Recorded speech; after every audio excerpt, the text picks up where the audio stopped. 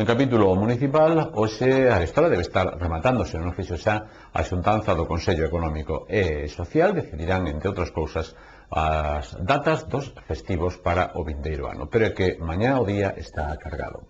Da mañá terán unha comisión de organización na que se tratará a proposta dos días festivos acordada no Consello Económico e Social no día de hoxe.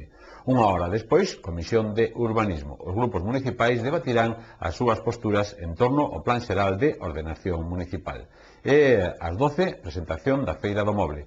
Nela intervén, entre outras personalidades, o alcalde estradense José Antonio Dono, unha feira do moble que está a piques de inaugurarse e que viviremos, obviamente, de maneira especial aquí en Estrada Televisión. E falando de feiras, ou ao menos falando de cartos e de comercio, decir que dende a Deputación de Pontevedra ábrese un curso entre outros concellos ou outras vilas, está a da Estrada, para o pequeno comercio.